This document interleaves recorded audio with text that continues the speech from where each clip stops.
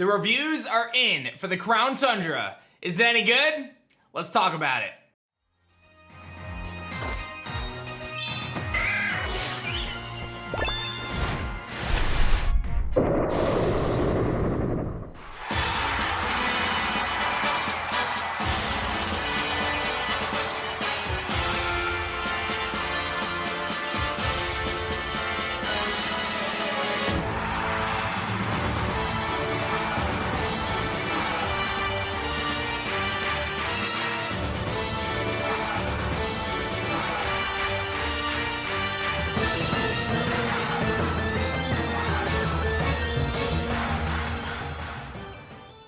Yo, whoa, what is going on YouTube? It's your boy Dan, aka A-Drive. I'm bringing you guys a brand new video today, and today we're gonna take a look at a handful of different reviews that have just surfaced from official companies that have had a chance to play through the Crown Tundra a little bit earlier, or at the very least had a chance to watch some footage that we, as you know, normal people, haven't had a chance to see. So we're gonna break it all down in this video. There's actually some pretty interesting stuff here, including roaming legendary confirmation and much more. We're gonna talk about that in this video. If you guys enjoy it, be sure to hit that like button down below. Make sure you guys subscribe to the channel if you guys are new. YouTube tells me that about 50% of you guys are actually not subscribed, so let's change that. And at the beginning of this video, you saw a trailer for the fact that I'm doing an 82-hour charity marathon live stream. I would love it if you guys would tune in. We're gonna be raising money for Games for Love, which is a non-profit charity that helps out kids that are stuck in hospital beds through distraction therapy and gaming. It's an incredible cause. Last time we raised over $93,000. I hope we could smash that record this time. Let's take a look at the video. Let's take a look at some of the stuff from Game Informer and beyond.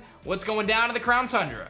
So the first things we've got here, a handful of stuff from Game Informer I'm gonna look at first. They talk about you can pretty much get to the Crown Tundra as soon as you reach Wedgehurst, which is very nice. So you can get to it at any point in time. And you're gonna meet the eccentric Peony, who actually was a previous gym leader in the Galar region. That is pretty crazy stuff. So we find out that Peony was a previous gym leader, and you actually travel to a town called Freezington, which is located in the west of the Crown Tundra. There you get to see Calyrex, and then Peony comes running out, say here to battle. Calyrex wastes some time and actually possesses Peony, much like we've actually seen in the anime in times, where these Pokemon kind of possess different humans.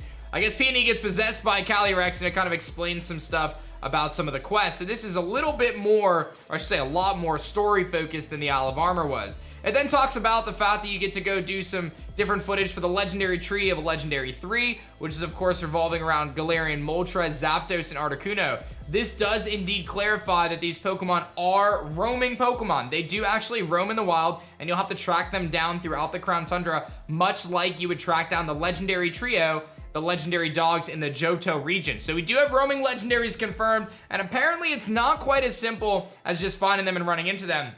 Game Informer actually explains trying to get Zapdos, the more ostrich-like Pokemon in the rolling hills. You try to get it from behind, but it just runs away every time you get near it. And on your bike, it's actually pretty hard to keep up with as well. So hopefully there is some challenge to actually tracking down these legendary birds, and it's not quite as simple as like, oh, they're right here, let me grab it, and that's it. It would actually be really cool if there was some storyline involved in tracking them down.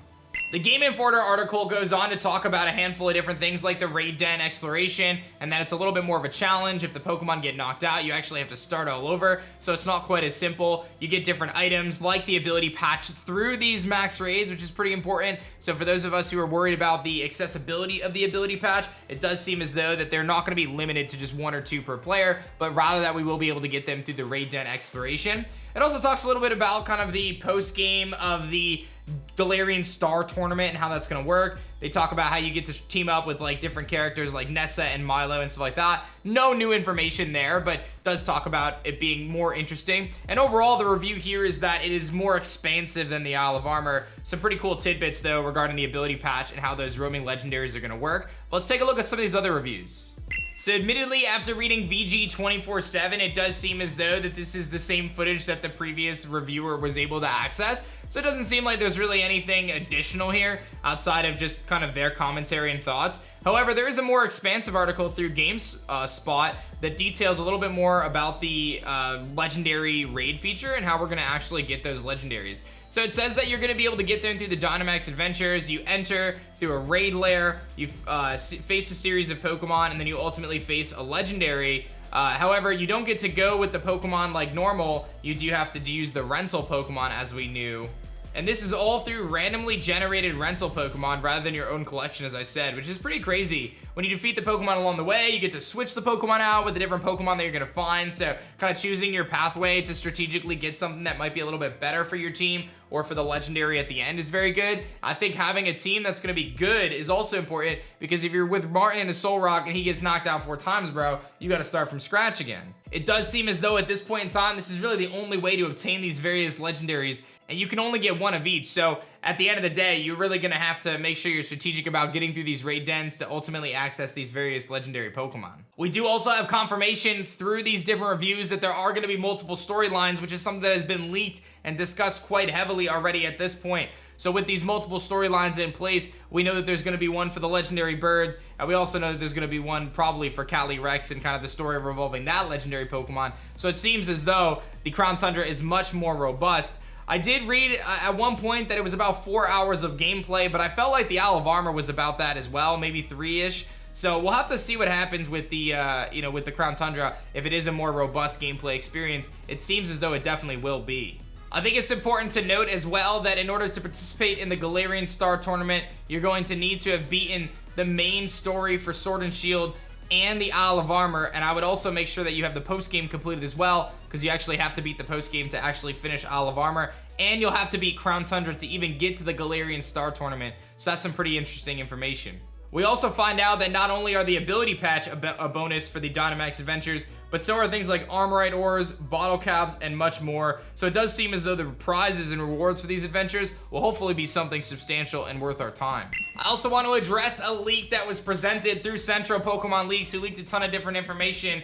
And this leak did state that Peony is indeed a Steel-type trainer. He was previously the gym leader of the Galar region, and one could assume that maybe he actually features Gigantamax Melmetal, which would be pretty cool. We also have final confirmation through a leak that he is Rose's brother. So Peony is the younger brother of Rose, which I think is pretty interesting stuff, but it's not like that's a big surprise. I think a lot of us anticipated that already. So overall, I don't know if we could really make a ton of conclusions from the reviews that we have. These were very selected reviewers, and they were given a specific set of trailer information. There were some new images that have surfaced as well, but nothing too groundbreaking. We do get some information though, as I said, valuable information about the ability patch, the Galarian birds indeed being Roman legendaries, and much, much more. There's a lot to be excited about as we break down our Crown Tundra coverage over the next couple days. Don't forget to tune into my massive charity marathon stream starting at Friday at 9 a.m. Eastern time. I hope to see you guys there as we raise money for Games for Love, a non-profit charity. Be sure to hit that like button down below. Subscribe to the channel if you guys are new.